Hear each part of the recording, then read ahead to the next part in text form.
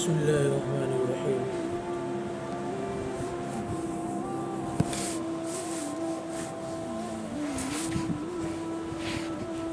الحمد لله نحمده ونستعينه ونستغفره ونعوذ بالله من شرور أنفسنا ومن سيئات أعمالنا. من يهده الله فلا مضل له ومن يضلله فلا هادي له. ونشهد أن لا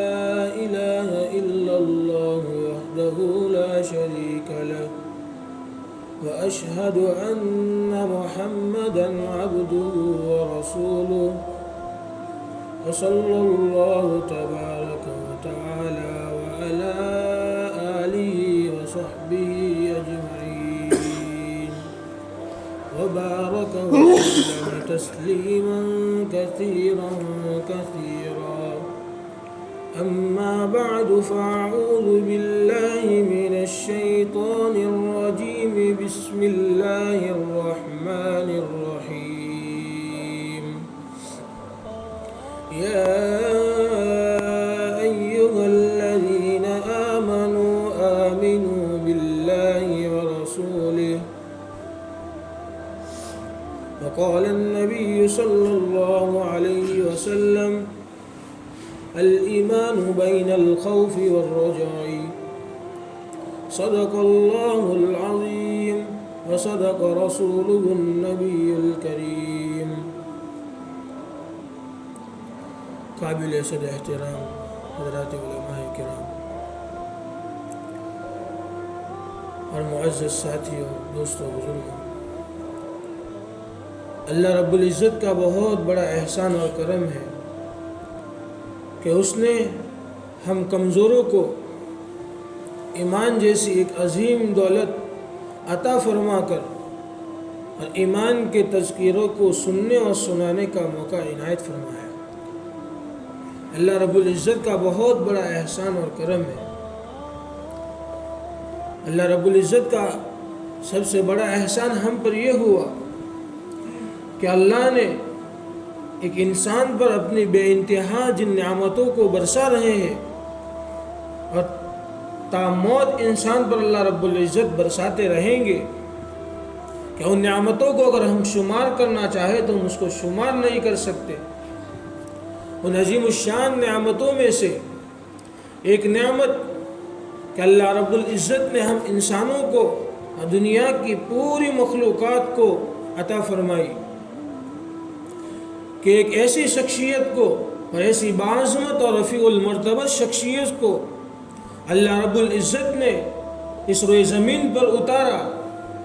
کہ اس شخصیت کے مقابلے میں اور ان جیسی باعظمت اور رفیع المرتبہ شخصیت نہ آج سے پہلے اس روئے زمین پر کبھی آیا اور نہ صبح قیامت تک کبھی کوئی آئے گا. وہ تاجدار مدینہ، فخر انسانیت، نبی کریم صلی اللہ تعالی علیہ وآلہ وسلم کی ذات ہے کہ ہم کمزوروں کو اور ہم نااہلوں کو اللہ رب العزت نے اس نبی پاک کی غلامی نصیب فرمائی. اللہ کا بہت بڑا احسان اور کرم ہے. اب حقیقت یہ ہے کہ ان غلامان محمد کے لیے اللہ کے نبی علیہ السلام نے زندگی کے ہر گوشے کے اندر انسان کی رہنمائی فرما کر اپنے ہدایات کو پوری انسانیت کے لیے اور قیامت تک آنے والی انسانیت کے لیے بتلا دیا اور راستے کو بالکل واضح کر دیا. اور اب آپ کی عقیدت و محبت اور ایک ایمان کا تقاضا یہ ہے کہ آپ علیہ السلام نے جن جن گوشوں کے اندر انسان کی رہبری فرمائی ہے ان تمام گوشوں کے ساتھ ہماری محبت ہو اور ہم ان طریقوں کو اپنی زندگی کے اندر لانے کی ہماتن کوشش کرتے رہیں. ایک انسان کے ایمان کا تقاضا ہے. اللہ رب العزت نے جب انسان کو ایمان دیا تب ایمان والے نے کلمہ توحید کا اقرار کیا، لا الہ الا اللہ محمد رسول اللہ، کہ نہیں ہے کوئی معبود سوائے اللہ رب العزت کے اور محمد صلی اللہ علیہ وسلم اللہ کے بندے اور اس کے رسول ہیں۔ اب اس ایمان کا تقاضا یہ ہے کہ ہم اللہ رب العزت کے تمام احکامات کو ہم اپنی زندگی کے اندر لاوے اور نبی پاک علیہ الصلاۃ والسلام سے سچی عقیدت اور محبت کا دعویٰ کرے کہ حضرات صحابہ کرام رضوان اللہ تعالی علیہم اجمعین نے آپ کی عقیدت و محبت کا اور آپ کے طریقوں کو زندگی کے اندر لا کر، اللہ کے احکامات کو اپنی زندگی کے اندر لا کر دنیا کے سامنے جو نمونہ پیش کیا کہ ان جیسا نمونہ صبح قیامت تک کوئی پیش نہیں کر سکتا۔ میرے عزیز دوست و بزرگوں، یہ ایمان کیا چیز ہے؟ ایمان لغت کے اعتبار سے یقین کو کہتے ہیں۔ آمن یومن ایمانا، یقین کرنا۔ شریعت کی نگاہ میں ایمان اس کو کہتے ہیں کہ اخبار رسول صلی اللہ علیہ وسلم پر محض اعتماد کی بنا پر یقین کر لینا، یہ شریعت کی نگاہ میں اصل ایمان ہے۔ کہ آپ علیہ الصلاۃ والسلام پر اللہ رب العزت نے جن جن چیزوں کو نازل فرمایا وہ تمام کی تمام چیزیں برحق ہے، برحق ہے۔ اس پر ایک ایمان والے کا ایمان ہونا یہ ضروری اور لابدی ہے۔ آمنت باللہ وملائکتہ وکتبہ ورسلہ، کہ میں ایمان لے آیا اللہ پر، اس کے فرشتوں پر، اس کی کتابوں پر۔ تو اس کا مطلب کیا ہے؟ اس ایمان مفصل کا مطلب کیا ہے؟ آمنت باللہ کا مطلب یہ ہے کہ میں ایمان لے آیا اللہ پر، یعنی اللہ کی ذات کا جہت سے مبرہ ہونا، اللہ کی ذات کا جسم سے مبرہ ہونا، اللہ کی ذات کا متعدد خداؤں سے مبرہ ہونا، یہ اللہ کی ذات پر ایمان ہے۔ اللہ کی ذات کا ایک ہونا یہ اللہ کی ذات پر ایمان ہے۔ وملائکتہ، کہ میں ایمان لے آیا فرشتوں پر۔ فرشتوں پر ایمان لانے کا مطلب یہ ہے کہ فرشتے اللہ کی ایک نور کی مخلوق ہے جو ہماتن اللہ رب العزت کی عبادت کے اندر مشغول رہتی ہے۔ نحن نسبحک بحمدک ونقدس لک، کہ ہم ہر وقت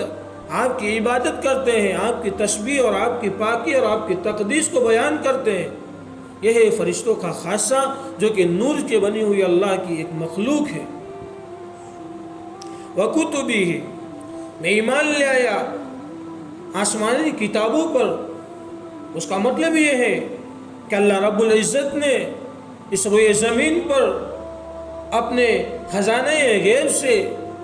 جن جن کتابوں پر دنیا کے اندر نزول فرمایا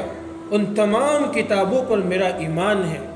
ان تمام کتابوں پر بیان کی جانے والی تمام باتوں پر میرا ایمان ہے۔ اور آخر میں اللہ رب العزت نے اپنے معزز کلام کو نبی پاک صلی اللہ تعالی علیہ وسلم کی ذات پر نزول فرمایا،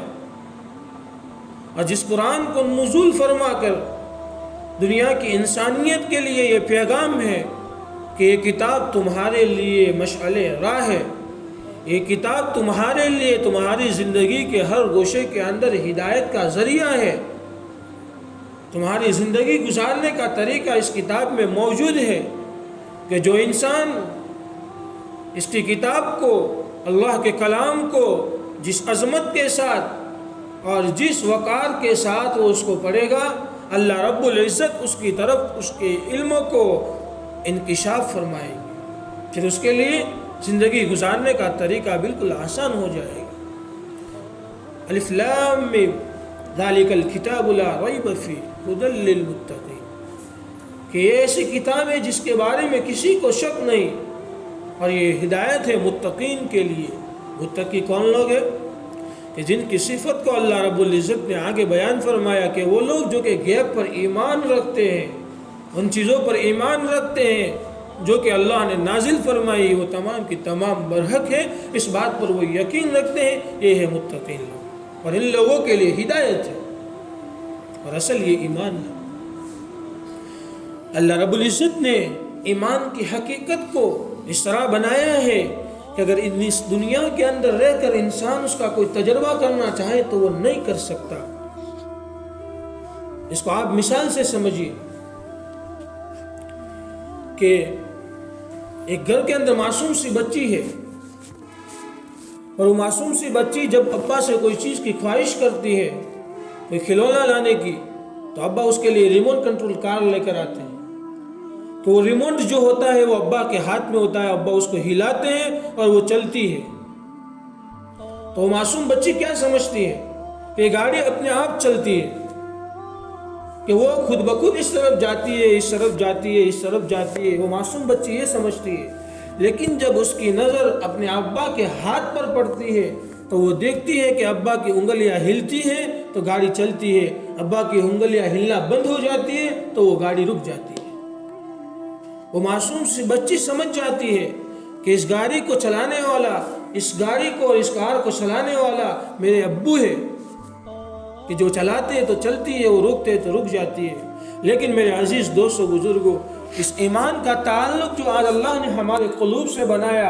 اللہ نے ہماری آدھی زندگی کو گزار دیا اور ہم اتنے بڑے ہو گئے، لیکن حقیقت میں ہمیں آج یہ معلوم نہیں کہ اس دنیا کے نظام کو چلانے والا ایک رب العزت ہے، کہ اس دنیا کا نظام اور اس دنیا کا ریموٹ جو ہے وہ اللہ کے ہاتھ میں ہے۔ اللہ کرتے ہیں تو ہوتا ہے، اللہ نہیں کرتے تو نہیں ہوتا۔ اللہ عزت کے نقشوں سے نکال کر تم کو ذلت کے ممبروں پر بٹھا سکتا ہے، اللہ تم کو ذلت کے نقشوں سے اتار کر اللہ تم کو عزت کی چوٹیوں پر بٹھا سکتا ہے۔ ایک اللہ ہی کرتا ہے، اللہ کے سوا کوئی دنیا کے اندر نہ کرنے والا ہے نہ کرے گا۔ وہی حاجت روا ہے، وہی مشکل کشا ہے، وہی ایک ہے، وہی مولا ہے، جو کچھ ہے وہ ہے۔ اللہ نے انسان کے لیے زندگی کے ہر گوشے کو منظم فرمایا، اس کو خوبصورت بنایا، ایک انسان کی رہبری کے لیے، انسان کی ضرورت کے لیے۔ وَسَخَّرَ لَكُمْ، تمہارے لیے ہم نے ہر چیز کو مسخر کر دیا۔ لیکن انسان کے اس زینت کو دیکھنے کے بعد کہ اللہ رب العزت نے مجھے اس روئے زمین کا دلہا بنا کر اتارا، کہ اس روئے زمین پر جتنی بھی مخلوقات ہیں ان تمام مخلوقات میں سے اللہ رب العزت نے مجھے اشرف بنایا، اکرم بنایا، اعلیٰ بنایا، اور اس زمین کا، اس روئے زمین کا دلہا بنا کر مجھے اتارا۔ تو اب میرا یہ تقاضا اور میرا ایمان مجھ سے یہ کہتا ہے، اور مجھ سے یہ مخاطب ہو کر یہ کہتا ہے کہ تو ایک اللہ پر ایمان لیا۔ ایک اللہ پر ایمان لانے کا حقیقی مطلب یہ ہے کہ اللہ دنیا کے نظام کو تو ہی چلاتا ہے۔ ایک معصوم بچے کی ماں کے سینے میں دودھ رکھنے والا تو ہی ہے، اور تو ہی خالق اور مالک ہے۔ یہی ایک ایمان کا اصل تقاضا ہے، اور اسی ایمانی حقیقت کو اللہ کے نبی علیہ السلام نے اپنے معزز صحابہ کے دلوں پر اور ان کے قلوب پر محنت کی، تو اس ایمان کی حقیقت ان کے سامنے ایسی انکشاف ہو گئی اور ایسی کھل گئی کہ وہ رفیع المرتبت اور باعظمت شخصیت کو، جو کل وہ لوگ پتھر مارتے تھے اور مجنون اور ساحر کے لقب سے آپ کو پکارتے تھے، انہی لوگوں کے قلوب کو اللہ رب العزت نے مشکات نبوت سے نور فرما دیا، اور ان کی زندگیوں کو اللہ رب العزت نے سنوار دیا، ایسا سنوارا کہ وہ دنیا کے مالک بن کر اس دنیا سے رخصت ہوئے، اور اس حال میں رخصت ہوئے کہ اللہ کی جانب سے رضی اللہ عنہم ورضوا عنہ کا سرٹیفکیٹ ملا۔ اولئک حزب اللہ الا ان حزب اللہ هم الغالبون، کہ سنو یہ اللہ کا گروہ ہے، اور یقیناً اللہ کا گروہ ہی ہمیشہ غالب رہنے والا ہے۔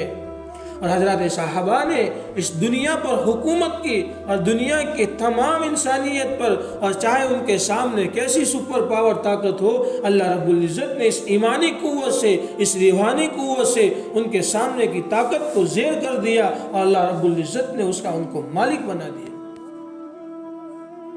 اسی لیے اس ایمان کی حقیقت کو انہوں نے اپنے دلوں کے اندر اتارا، اور اس کے لیے انہوں نے محنتیں کی، مشقتیں برداشت کی۔ ان کا یہ ایمان اس درجے تک ان کے دلوں میں اتر چکا تھا کہ ایک مرتبہ حضرت عبداللہ ابن زید ابن عبد ربی رضی اللہ تعالی عنہ کہ جب آپ علیہ الصلاۃ والسلام کے وصال ہو گیا اور آپ اس دنیا فانی سے پردہ فرما کر عالم آخرت کی طرف منتقل ہو گئے اور اپنے پیارے اللہ کی رحمت کے اندر جا چکے، اس وقت حضرت عبداللہ ابن زید ابن عبد ربی رضی اللہ تعالیٰ عنہ کہ یہ بات پتہ چلی تو انہوں نے فوراً بارگاہ الہی کے اندر اور بارگاہ ایجدی کے اندر اپنے ہاتھ کو اٹھائے اور کہا کہ اللہ تو نے جن آنکھوں کو اپنے نبی پاک علیہ الصلاۃ والسلام کے معزز چہرے کو، باوقار اور بارونق چہرے کو دیکھنے کے لیے دی تھی کہ جن آنکھوں کے ذریعے میں آپ کی ہستی کو دیکھا کرتا تھا، آپ کے چلنے کو، آپ کے اٹھنے کو، آپ کے بیٹھنے کو دیکھا کرتا تھا، آپ کی صورت اتنی نرالی تھی کہ میری نگاہیں آپ کے چہرے سے نہیں ہٹتی تھی، ایسی باعظمت شخصیت کو دیکھنے کے لیے تو نے مجھے یہ نگاہ عطا فرمائی تھی، لیکن آج وہ شخصیت اس دنیا کے اندر جب نہیں رہی تو اللہ اس آنکھوں کے ذریعے میں دنیا کو دیکھ کر اپنی آنکھوں کو گندی کر نہیں سکتا، اور میرا ضمیر یہ مجھے گوارا نہیں کرتا کہ میں جس چہرے سے، جس آنکھوں سے اللہ کے رسول کے چہرے کو دیکھا ہو، اس آنکھوں سے میں دنیا کو دیکھوں اور اپنی آنکھوں کو گندی کروں۔ اللہ میری ان آنکھوں کی بصیرت کو تو لے لے۔ اللہ نے دعا قبول فرما لی، اور حضرت عبداللہ ابن زید ابن عبد ربی رضی اللہ تعالیٰ عنہ کی وہ آنکھوں کی بصیرت اللہ نے اپنے پاس رکھ لی، تو وہ دل میں تسلی دیا کرتے تھے کہ اللہ کے نبی باحیات ہے، لیکن میں اندھا ہوں جس کی وجہ سے میں آپ کو نہیں دیکھ سکتا ہوں۔ یہ تھی ایک ایمان کی حقیقت کہ جن آنکھوں نے اللہ کے نبی علیہ الصلاۃ والسلام کے معزز چہرے کو اور بارونق چہرے کو دیکھ لیا، وہ آنکھیں اس دنیا کو دیکھنا پسند نہیں کرتی تھی، اس لیے کہ ایمان کی حقیقت ان کے دلوں کے اندر اتر چکی تھی، ان کے دلوں کے سامنے منکشف ہو چکی تھی۔ جہنم اور جنت کا تذکرہ ان کے سامنے اتنا کثرت سے آیا کہ اللہ رب العزت نے ایک نہ ایک دن ان کے دلوں کو مشکات نبوت سے منور اور فیضیاب فرما دیا۔ میرے عزیز دوستوں، بزرگوں اور معزز علماء کرام، ہمیں اس ایمان کی حقیقت کو اپنے دلوں کے اندر بٹھا کر ہمیں اس پر مشق کرنی پڑے گی۔ مشق یہ ہے کہ ہم اللہ رب العزت کی اس قدرت کے اندر، اللہ رب العزت کی اس بنائی ہوئی عجیب و غریب دنیا کے اندر اپنی آنکھوں سے دیکھیں، اللہ کی قدرت پر ہم غور کریں۔ اللہ نے ایک انسان کی باڈی بنائی ہے، اس باڈی کا جو انسائکلوپیڈیا ہے، اگر اس کو پڑھے تو آپ کے سامنے ایمان کی پوری حقیقت آئے گی کہ اللہ رب العزت نے انسان کی باڈی کے اندر جو نعمتیں عطا فرمائی ہے، انسان اس کو سوچ بھی نہیں سکتا۔ اللہ نے اس کو صحیح سالم اعضاء دیے کہ بہت سے ایسے لوگ ہیں کہ اللہ نے ان کو چلنے کے لیے پیر نہیں دیے، کام کرنے کے لیے ہاتھ نہیں دیے، بولنے کے لیے زبان نہیں دی، دیکھنے کے لیے آنکھ نہیں دیے، سننے کے لیے کان نہیں دیے، لیکن اللہ رب العزت نے ایک انسان کو اور ایک صحیح سالم انسان کو یہ تمام اعضاء عطا فرمائے، تو اس کا یہ تقاضا بنتا ہے کہ وہ ہماتن اللہ کا شکر ادا کر کے اپنے ایمان میں اضافہ کرے، اپنی باڈی کے اندر غور کرے، اپنی تندرستی اللہ نے دی اس میں غور کرے، اللہ کی مخلوقات میں غور کرے۔ یہ جو پورا ماؤنٹین ایریا ہے، اللہ کی ان پہاڑوں کو کس قدر رکھا ہے کہ آج دنیا کی کوئی ٹیکنالوجی اور دنیا کی کوئی سائنسداں اس پہاڑ کو ایک جگہ سے منتقل کر کے دوسری جگہ نہیں لے جا سکتے۔ میرے اللہ نے اس کو رکھا ایک جگہ پر کہ جس کی وجہ سے زمین اس کو ہلتی نہیں ہے۔ یہ اللہ کا نظام ہے، ہمیں اس نظام الہی کے اندر اور اللہ رب العزت کے اس نظام کے اندر ہمیں غور کر کے ہمیں اپنے ایمان کو بڑھانا چاہیے، اور ہمیں اللہ پر پختہ یقین کرنا ہوگا، تبھی تو یہ ایمان حقیقی معنی میں ایمان بنے گا۔ اس کے بغیر ایمان کا بننا یہ آسان نہ اور مشکل ہے، بہت مشکل ہے۔ میرے محترم عزیز دوستو بزرگوں، جب انسان نے اللہ رب العزت کے کلمہ توحید کا اقرار کر لیا تو پھر اس پر شریعت کا وہ مکلف بن گیا، وہ شریعت کا مکلف بن گیا۔ جانور، دنیا کی کوئی مخلوق دوسری جو ہے وہ شریعت کے پابند، شریعت کے مکلف نہیں ہے۔ حضرت انسان شریعت کا مکلف ہے۔ جب انسان نے کلمہ توحید کا اقرار زبان سے اور دل سے اس کو تسلیم کر لیا تو پھر شریعت اس پر عائد ہوتی ہے، اور شریعت کا سب سے پہلا اور باعزت اور سب سے بڑا حکم اور سب سے بڑی چیز جو ہے وہ الصلاۃ یعنی نماز ہے کہ جب انسان نے اس کو اختیار کر لیا تو اس پر ایک فریضہ عائد ہو گیا جس کو نماز کہا جاتا ہے، کہ جو نماز اللہ کے نبی علیہ السلام کے آنکھوں کی ٹھنڈک ہے۔ اللہ رب العزت قرآن میں فرماتے ہیں استعینوا بالصبر والصلاۃ، کہ جب تم کو کوئی پریشانی لاحق ہو، جب تم پریشان ہو جاؤ، جب اللہ کی یہ زمین وسعت کے باوجود تم پر تنگ ہو جاوے، تو تم پھر اللہ کے گھر میں آ کر 2 رکعت نماز پڑھو، استعینوا بالصبر والصلاۃ، کہ اللہ کی نماز کے ذریعے اور صبر کے ذریعے تم اللہ کی مدد کو حاصل کرو۔ یہ اس نماز کا حقیقی ہے کہ جس نماز کی حقیقت سراپا اللہ کا ذکر ہے، اور جس نے اللہ کو یاد کیا اللہ اس کو یاد کرتے ہیں۔ وَالذَّاكِرِينَ اللَّهَ كَثِيرًا وَالذَّاكِرَاتِ أَعَدَّ لَهُم مَغْفِرَةً وَأَجْرًا عَظِيمًا، کہ جس نے اللہ کو یاد کیا اور جس مومنان نے اللہ کو یاد کیا، أَعَدَّ اللَّهُ لَهُم مَغْفِرَةً وَأَجْرًا عَظِيمًا، کہ اللہ نے ان کے لیے مغفرت کو اور ایک اجر عظیم کو تیار کر رکھا ہے۔ یہ نماز سراپا اللہ کا ذکر ہے۔ آج ہم نے اس کو کھلونا بنا دیا، آج ہم نے اس کو صرف چند منٹ کے لیے اللہ کے سامنے کھڑے ہو کر یوں ڈڈول لینا اور اپنے جسم کو یہاں سے یہاں کر کے اپنی نماز کو پورا کرنا، ہم نے آج اس کو سراپا اس کا مجسمہ بنا لیا کہ آج ہماری نماز مکروہات کا مجموعہ بن چکی ہے، کہ مکروہات کا مجموعہ بن کر کیا ہماری نماز صحیح ہو سکتی؟ ہمارے واجبات کا ٹھکانہ نہیں۔ اس نماز کے اندر جو اللہ رب العزت نے اس کے احکام بتلائے، نبی پاک علیہ السلام نے اس کے بارے میں جو توضیحات اور ہدایت دی، ان ہدایات میں سے اگر ہم آنے کے اندر دیکھ کر کہیں کہ کیا ہماری نماز صحیح ہے، ہمارا قرات کرنا وَرَتَّلْنَاهُ تَرْتِيلًا، کہ جس قرآن عظیم کے بارے میں اللہ رب العزت کہہ رہے ہیں اس کو باوقار اور مخارج کے ساتھ اور روانگی اور بالکل درمیانی رفتار کے ساتھ پڑھا جاوے اور اس کی قرات کی جاوے کہ اس کے سننے والوں کے دل متاثر ہو جاوے، اور روزانہ الحمد شریف کی دن میں 5 مرتبہ نمازوں کے اندر پڑھتے ہیں اور اللہ سے کہتے ہیں اہدنا الصراط المستقیم، اے اللہ تو صراط مستقیم ہم کو عطا فرما، صراط ضلال سے تو ہماری حفاظت فرما۔ اور صراط مستقیم نماز کے اندر یہ ہے، نماز کے اندر سیدھا راستہ یہ ہے کہ اس کی تمام سنتوں اور مستحبات کی پابندی کی جاوے،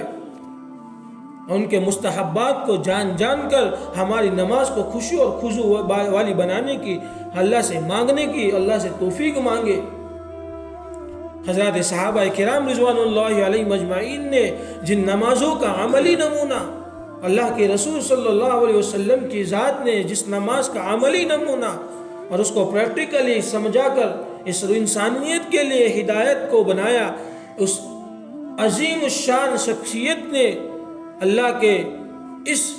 رکن کو اور شریعت کے اس عظیم الشان عظمت والے رکن کو جس کو نماز کہا جاتا ہے، ایسا انسان کو سمجھایا، ایسا سمجھایا کہ اس کے بعد انسان کو کسی اور کی رہبری کی ضرورت نہیں۔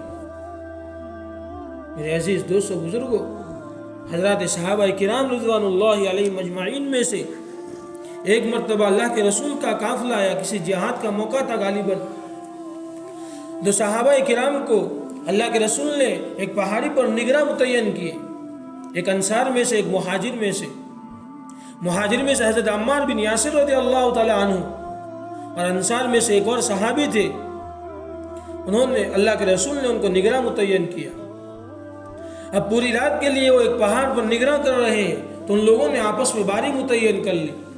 کہ آدھی رات تک میں سو، میری نیند پوری ہونے کے بعد میں تم کو اٹھا دوں گا، تم اپنی نگرانی شروع کر لیں۔ ان دونوں کے درمیان آپس میں بات چیت ہوئی اور انہوں نے آپس میں طے کر لیا کہ پہلے کون سوئے اور پہلے کون جاگے۔ غالباً انصار صحابی کے پہلے جاگنے کی نوبت آئی، تو انصار صحابی نے سوچا میں اپنی ایسے ہی بیٹھے رہوں تو بہتر ہے کہ میں اللہ کے ذکر کے اندر اور اللہ کی نماز کے اندر مشغول ہو جاؤں۔ تو وہ صحابی نے نماز کی نیت باندھ لی اور ایسی نماز پڑھتے رہے اور ایسی خضوع والی نماز پڑھتے رہے کہ ان صحابی کو جسم کے اندر 3 تیر دشمنوں کی جانب سے لگتے ہیں، وہ لہو سے لہو لہان ہو جاتے ہیں، لیکن ان کی نماز کے اندر ذرہ برابر بھی خلل نہیں۔ آج ہم دیکھیں اپنی نمازوں کو کہ نہ ہماری تکبیرات انتقالیہ کا ٹھکانہ ہے، نہ اللہ کی تسبیحات کا ٹھکانہ ہے، نہ اللہ کے نبی علیہ السلام نے جن سنتوں کو بتایا ان سنتوں کا ٹھکانہ ہے۔ ارے زندگی کے دوسرے گوشوں میں ہم اللہ کے رسول کی سنتوں کا جنازہ اڑا رہے ہیں، لیکن ایک عظیم الشان مرتبت کے لیے اور ایک عظیم الشان نماز کے لیے اگر ہم کھڑے ہوتے ہیں تو کیا ہم ایسی جگہ پر کھڑے ہو کر بھی اور اللہ کے سامنے ایسے اللہ کے سامنے کھڑے ہو کر ہم اپنی نمازوں کو مسخرہ بنا لے، تمسخر کا ذریعہ بنا لے؟ کیا ہم دنیا کی کسی پروفیسر کے سامنے اس حال میں جانا پسند کرتے ہیں کہ ہمارے اس بال ٹوپی سے باہر نکلے ہوئے ہو، ہمارا ازار ٹخنوں سے نیچا ہو، ہمارا لباس گندا ہو؟ کیا اس حال میں ہم دنیا کے کسی پروفیسر کے سامنے جانا پسند کرتے ہیں؟ میرے محترم عزیز دوستو بزرگوں، تم جب نماز کے لیے کھڑے ہوتے ہو تو اس بارگاہ ایجدی کے سامنے کھڑے ہوتے ہو کہ جو کہ انسان کے پیدا ہونے سے پہلے اس کی ماں کے تھنوں کے اندر دودھ کو پیدا کرتا ہے، ایسے خالق اور مالک اور عظیم الشان رب کے سامنے تم کھڑے ہوتے ہو، تو جب تم اس رب کے سامنے ایسی حلیوں کو کیوں پسند کرتے ہو؟ نہیں میرے عزیز دوستو بزرگوں، ہمیں اس نماز کی حقیقت کو بنانا ہے۔ دنیا میں ایک ایسی شخصیت بھی ہے کہ جس شخصیت نے نماز کی جو اصل شکل ہے اللہ کے وہاں اس شکل کو پایا، جس کو صلاۃ عظمیٰ کہا جاتا ہے۔ حضرت شاہ ولی اللہ محدث دہلوی رحمۃ اللہ علیہ نے فرماتے ہیں کہ میں نے اس صلاۃ عظمیٰ کی حقیقت کو پایا اور میں نے اس کو دیکھا۔ آج نماز کی جو یہ شکل بنی ہوئی ہے کہ رکوع کرنا، سجدے کرنا، یہ شکل انسان کو سمجھانے کے لیے اور اس نماز کو پریکٹیکلی بتانے کے لیے انسان اس کو کر رہا ہے، لیکن حقیقت میں اور نفس الامر میں اللہ کے نزدیک جس نماز کی کیفیت ہے وہ صلاۃ عظمیٰ کی کیفیت ہے، جس کو میں اور آپ کمزور ایمان والے نہیں سمجھ سکتے، جس کو حضرت شاہ ولی اللہ محدث دہلوی رحمۃ اللہ علیہ نے سمجھا اور اس کو پایا۔ ہمیں ایسی اپنی نماز کو بنانے کی فکر کرنی پڑے گی، اور یہ نماز اس وقت بنے گی کہ جب ہم اس پر عملی مشق کریں اور اپنی زندگیوں کو اس پر لاویں۔ اس لیے کہ میرے عزیز دوستو بزرگ اور معزز علماء کرام، ذرا یہ بات کان کھول کر سن لے کہ نماز جو ہے وہ دین کا اہم ستون ہے۔ جس طرح ایک مسجد کا ستون یہ 2 بنے ہوئے ہیں، اگر ان 2 ستونوں کو گرا دیا جاوے تو مسجد کے چھت کا توازن پورا ہل جاوے گا۔ اسی طرح نماز جو ہے وہ دین کا ستون ہے۔ الصلاۃ عماد الدین فمن ہدمها ہدمه الدین فمن بقیها بقیه الدین، کہ نماز دین کا ستون ہے، جس نے اس ستون کو گرا دیا اس نے پورے دین کو گرا دیا، جس نے اس کو باقی رکھا اس پر پورا دین باقی رہے۔ اللہ رب العزت سے مانگے کہ اللہ تو ہمیں ایسی نماز بنانے کی توفیق عطا فرما۔ اور ایک ایمان والے کی صفت کو بیان کرتے ہوئے اللہ 18ویں پارے میں بیان فرماتے ہیں، قد افلح المؤمنون الذین هم فی صلاتهم خاشعون۔ پھر تھوڑا آگے نکل کر فرماتے ہیں والذین علی صلواتهم یحافظون، کہ ایک ایمان والا، ایک کامل و مکمل ایمان والا، اللہ رب العزت نے اس رسول مقبول صلی اللہ تعالی علیہ وسلم کے صدقے طفیل میں ہمیں جو نماز کا تحفہ عطا فرمایا، اس نماز کا تحفہ اسی وقت کامل اور مکمل ہو سکتا ہے جبکہ ہم اپنی نمازوں کے اندر خشوع اور خضوع پیدا کریں۔ اللہ سے ہم اس کو مانگیں، اس کی عملی مشق کریں۔ اس کی عملی مشق یہ ہے کہ ہم اپنے فارغ اوقات کے اندر اوقات مکروہہ کو نکال کر ہم جیسے وقت فارغ ملے 2 رکعت اللہ کے سامنے نیت کر کے کھڑے ہو جاوے کہ اللہ میں نفل نیت سے کھڑا ہوا ہوں اور اس نیت سے کھڑا ہوا ہوں کہ اللہ میری نماز کے اندر خشوع اور خضوع پیدا ہو جاوے، اس کی میں کوشش کر رہا ہوں۔ اللہ کے سامنے رو کر پھر مانگے تو اللہ اس نماز کی حقیقت جو ہے وہ ہمیں عطا فرمائے گا۔ پھر جب اب اس ایمان کو، اس نماز کو سمجھنا ہے اور اس کی حقیقت کو ہمیں سمجھنا ہے تو پھر اس کے لیے ضرورت پڑے گی علم کی، اس کے لیے ضرورت پڑے گی علم کی۔ بھائی جان سے سنو ورنہ میں اپنی بات کو ختم کر لیتا ہوں۔ کہ جب انسان نے کلمہ توحید کا اقرار کر لیا اور اس نے اپنے اوپر نماز جیسے عظیم تحفے کو مقرر کر لیا اور لازم کر لیا، تو پھر جب اس نماز کو صحیح کرنا ہے اور ایمان والے زندگی کو صحیح معنوں میں گزارنا ہے تو اس کے لیے ضرورت پڑے گی علم کی۔ کہ علم اس کی زندگی کے اندر ہے تو پھر وہ ایمان کے تقاضوں کو وہ سمجھے گا، ایمان کے تقاضوں کو وہ جانے گا،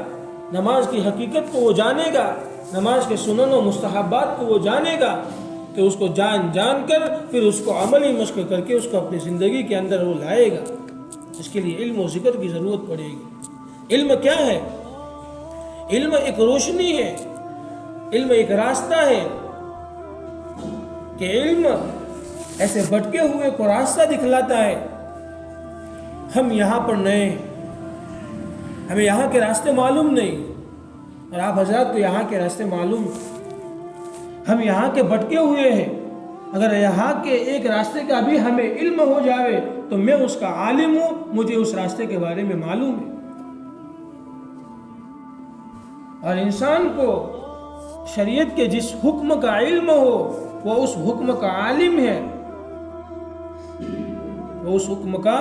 عالم ہے۔ اسی لیے ہمیں اس علم کو حاصل کر کے اور علم کی سچی طلب کو پیدا کر کے ہمیں ایمان کے تقاضے کیا ہے، اللہ کی نماز نے جو تحفہ دیا وہ نماز کے تحفے کے تقاضے کیا ہیں، اس کے سنن و مستحبات کیا ہیں، ہم اس کو جانیں۔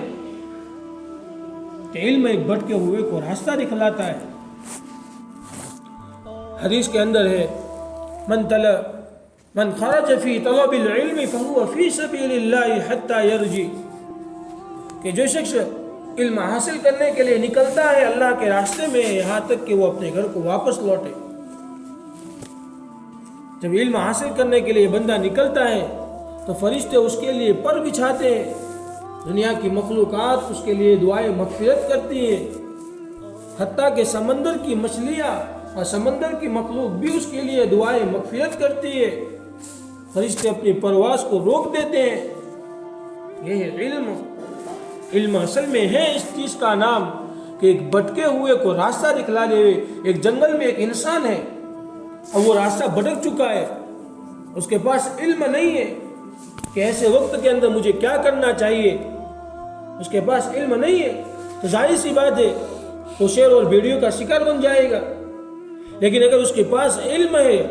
اس جنگل کی تحقیقات کو وہ جانتا ہے تو پھر وہ اپنے لیے کوئی بچاؤ کا راستہ نکال ہی لے گا۔ اسی طرح یہ علم جو ہے وہ اس ایمان پر منڈراتے ہوئے خطرات کو جاننے کا اور اس ایمانی تقاضوں پر عمل کرنے کا، اور اس آخری دور کے اندر ایک مسلمان کے پیچھے جو دنیا آج بھاگ رہی ہے اور اسلام کو نیست و نابود کرنے کے غرض سے آج جو ٹیکنالوجیاں وجود میں آ رہی ہے، ان ٹیکنالوجیوں کے منصوبوں کو اور ان کے پروپیگنڈوں کو سمجھے کہ جس کے بعد وہ اپنے ایمان کو بچانے کی اپنے علم کی روشنی کے اندر وہ فکر کرے، اپنے علم کی روشنی کے اندر وہ فکر کرے۔ یہ ہے علم، کہ علم سے آدمی کی جہالت بالکل دور ہو جاتی ہے، بالکل دور ہو جاتی ہے۔ پھر ذکر، علم کے ساتھ ذکر کا ہونا ضروری ہے، کیونکہ آدمی کو جس چیز کا علم ہے، آدمی اس چیز کا علم اپنے دل میں نہ بٹھاوے حقیقی معنوں میں تو وہ اس علم کی حقیقت اس کے سامنے نہیں آتی۔ اللہ قرآن میں فرماتے ہیں ان المسلمین والمسلمات والمؤمنین والمؤمنات والقانتین والقانتات والصادقین والصادقات والخاشعین والخاشعات والمتصدقین والمتصدقات والصائمین والصائمات والحافظین فروجهم والحافظات والذاکرین اللہ کثیرا والذاکرات۔ اللہ نے تفصیل سے ایک ایمان والا، ایک مسلمان ہونے والا جس کو بتلایا وہ یہ ہے کہ وہ اللہ کے ذکر کرے، اللہ کو ہمیشہ یاد رکھے۔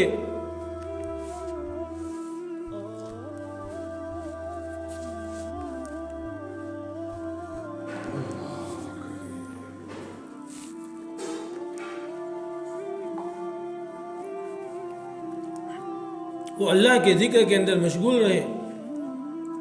ایک آقا اور اس کا ایک غلام ہے، اس غلام کو اپنے آقا کا نام معلوم نہیں، اپنے آقا کا حلیہ معلوم نہیں، اور اپنے آقا کی صورت کو اس کو معلوم نہیں، اس کا کیا منشا ہے اس کو یہ معلوم نہیں، تو اس غلام کے لیے سب سے بڑی کمبختی کا ذریعہ ہے۔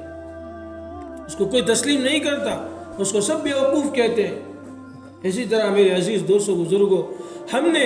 اپنی زندگی کا بیڑا اللہ کے رسول صلی اللہ علیہ وسلم کے ہاتھ پر دے دیا ہے، اور ہم ان کے غلام ہیں، اور ہم غلاموں کے لیے ضروری ہے کہ ہم اپنے نبی علیہ السلام پر درود کو بھیجیں اور اپنے خالق اور مالک کو یاد کریں۔ ومن ذکری ومن اعرض عن ذکری، کہ جس نے میرے ذکر سے اعراض کیا میں اس کے لیے اللہ کی اس دھرتی کے وسعت کے باوجود میں اس پر اس زمین کو تنگ کر دوں گا، اس کے گھر کو تنگ کر دوں گا، اس کے رزق کو تنگ کر دوں گا، جس کی وجہ سے وہ ہمیشہ ہمیشہ پریشانیوں میں مبتلا ہو جاتا ہے۔ ہر انسان کو اس دنیا سے محبت ہے، صبح اٹھتے ہی وہ روٹین شروع ہوتی ہے، دنیا دنیا دنیا دنیا، کتنا زبانوں پر اس کا ذکر آتا ہے کہ حقیقی معنوں میں ہم نے اس خالق اور مالک کو اپنے دل میں بٹھا لیا،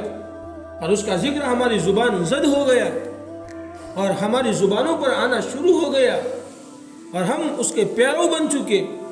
تو کیا اللہ ہماری زندگیوں کو نہیں بنائے گا؟ کیا اللہ ہماری ذاتوں پر رحم نہیں فرمائے گا؟ ارے ہم اس کو یاد کر کے تو دیکھیں، وہ یاد کرنے والوں کو بڑا پسند کرتا ہے، اور یاد کرنے والے اس کی نگاہ کے اندر بڑے محبوب ہیں، کہ ذکر سے آدمی کے اندر جو غفلت ہے، دل کا جو میل ہے، وہ میل صاف ہو جاتا ہے۔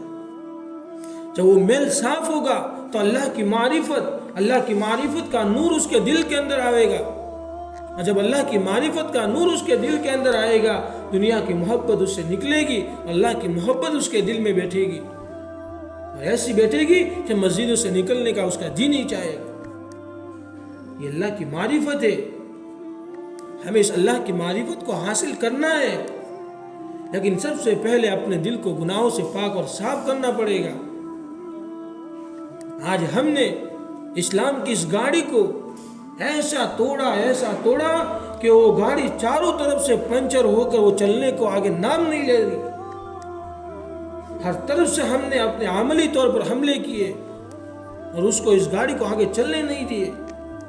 حضرت مولانا علی میاں ندوی رحمۃ اللہ علیہ مفکر اسلام فرماتے تھے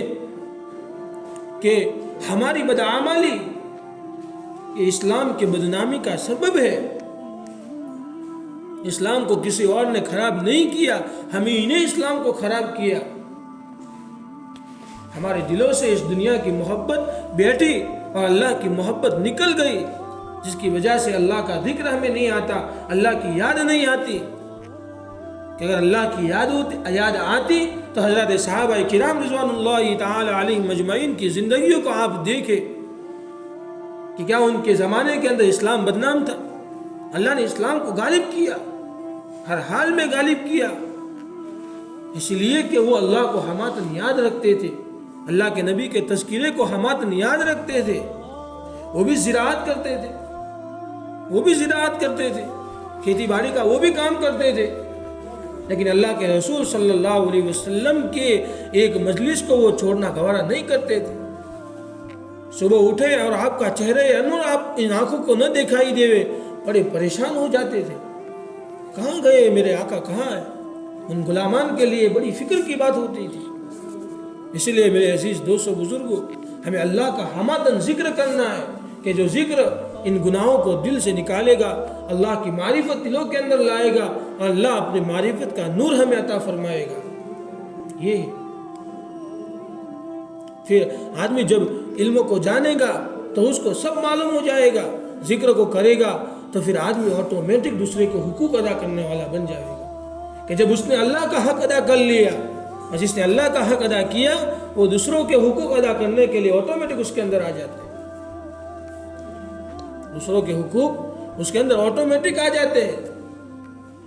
اللہ کے نبی علیہ الصلوۃ والسلام نے فرمایا المسلم من سلم المسلمون من لسانه و یدہ، کہ ایک مسلمان وہ ہے کہ جس کے ہاتھ سے، جس کے زبان سے کسی دوسرے مسلمان کو کوئی تکلیف نہ پہنچے۔ آج امت کا یہ طبقہ سب سے زیادہ اسی لائن کے اعتبار سے کمزور ہے۔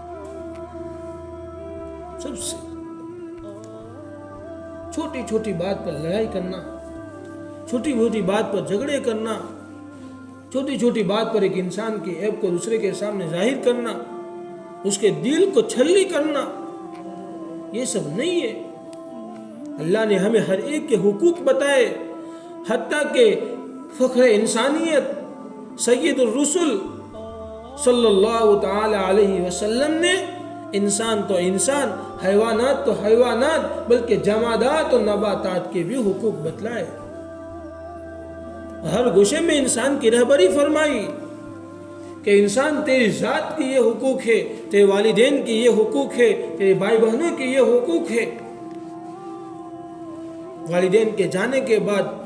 بھائی سب قبضہ کر کے بہنوں کا حق کھا جاتے ہیں، بہنوں کا حق قبض کر لیتے ہیں،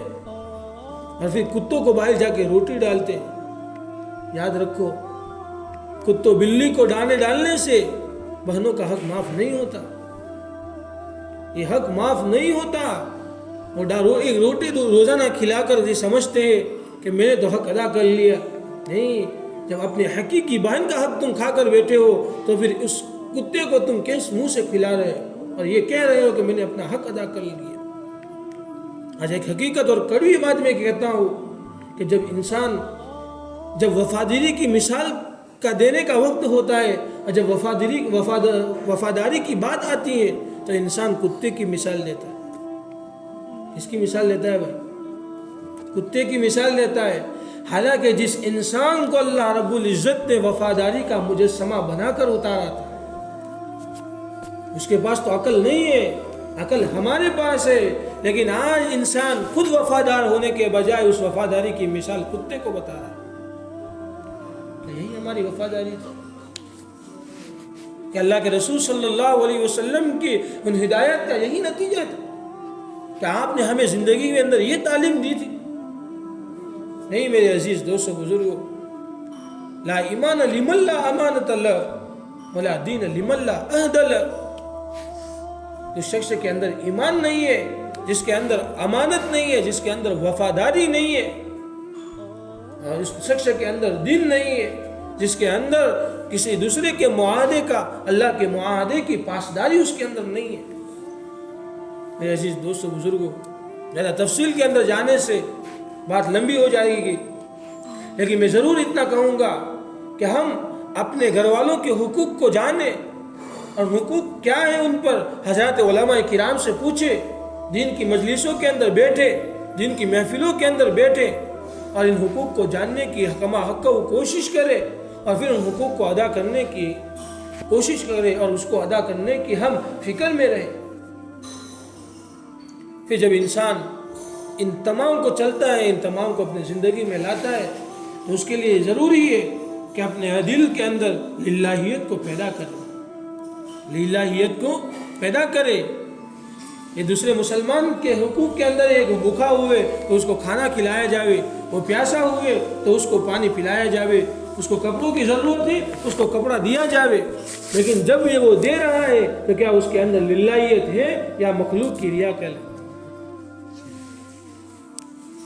ہمیں اس کے لیے سب سے پہلے اپنے دل کے خلوص کو پیدا کرنا پڑے گا، کیونکہ جس طرح امراض باطنہ کی جڑ تکبر ہے، اسی طرح اعمال باطنہ کی جڑ اخلاص ہے،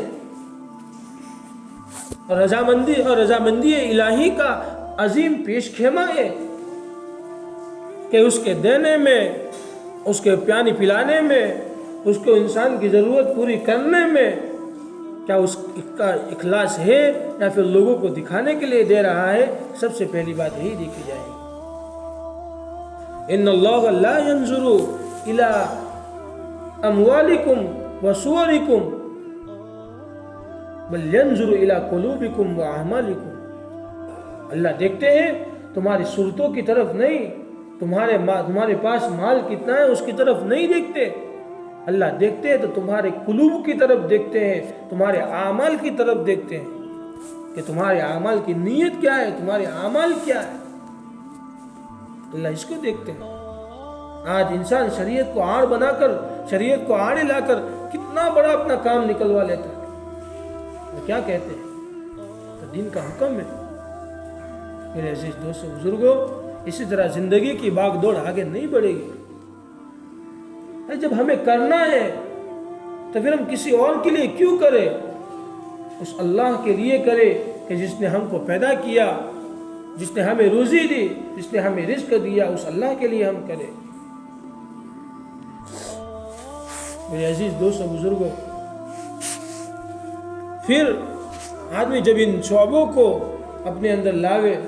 اس کے بعد اس پر ایک اور فریضہ عائد ہوتا ہے جو کہ علم کا دوسرا مرحلہ ہے۔ علم کے دو مرحلے ہیں۔ ایک تو عمل ہے۔